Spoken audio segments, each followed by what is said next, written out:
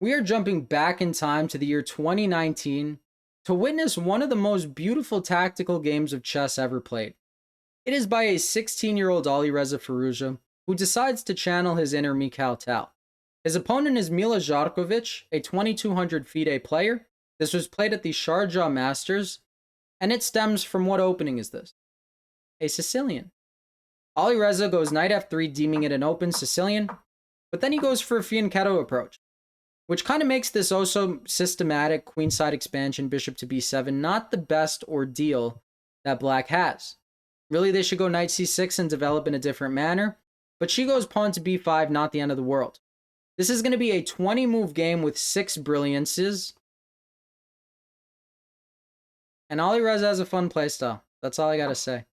Pawn to d4. We get an exchange because it is an open. You take on d4, knight takes, bishop b7, and both bishops decide to meet on the diagonal. This guy's like, sup, bro? He's like, sup, brah? Except there's a pawn in between, so x-ray vision.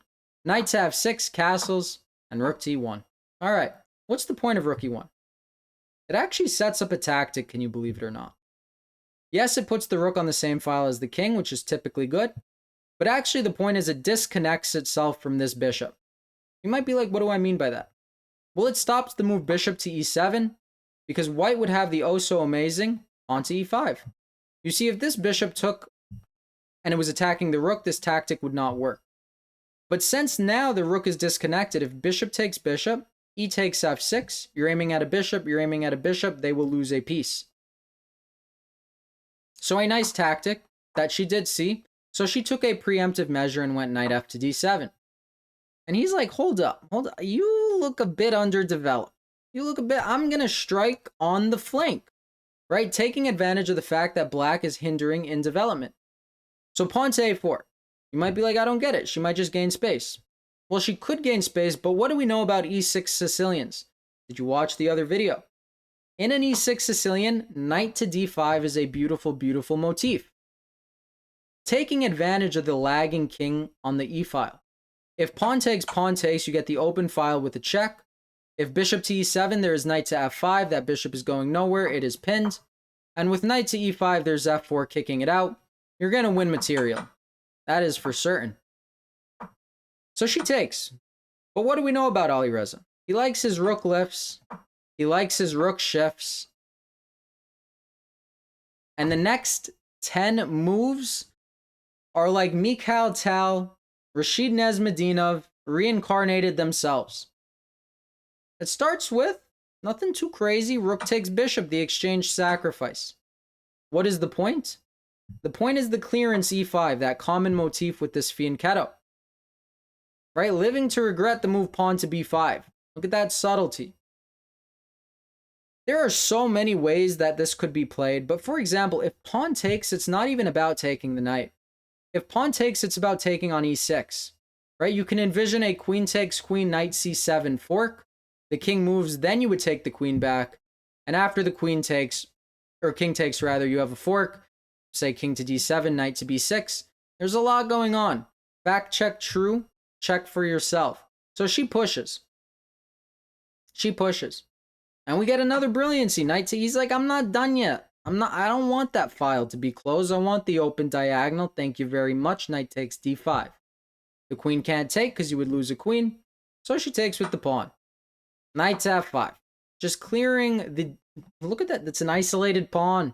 It's an isolated pawn. The knight's on a very nice square. Aiming at the bishop. Aiming at the pawn. She's like, phew. Finally, I castled. This won't be a Mikhail... This will be a Mikhail Tal-like game. Bishop takes d5, aiming at b7. She goes bishop to c5. And look at it. Are you going to take this knight and allow trades? No, you're going to go pawn to b4. You're going to go pawn to b4. If this is taken, queen to g4. Sacks the rook, but threatens mate. So she retreats. And we still get queen to g4. Now pawn to g6. Not actually threatening the knight. Right? Not actually threatening the knight. And he's like, excuse me. I opened a diagonal. Now I'm going to open a file. She goes queen to f6, and he's like, I'm just going to make a queen. I'm just going to... And think of it. This knight cannot be taken. Right? If this knight is taken, okay, they promote, you take. But then look at this. Bishop h6, and you are in a mating box. You just get checkmated. So after the move pawn to e7, she plays rook e8. Find this disgusting. Gross. Gross game. Bishop takes f7. Look at that. She resigns, but why did she resign? Why did she resign? Well, for a multitude of reasons. Say queen takes f7, knight to h6 is one way it could have went down. It's not even to win the queen. It's to checkmate. It's just so disgusting. So much grossness. A 16-year-old prodigy that is Alireza Firouzja. Was this not a Mikhail Tal or Nej-like game? Truly remarkable stuff. I was happy I saw it. I hope you're happy you've seen it now. Have you seen this before? I didn't see this until today. So thank you as always for watching. Have a great day. Peace.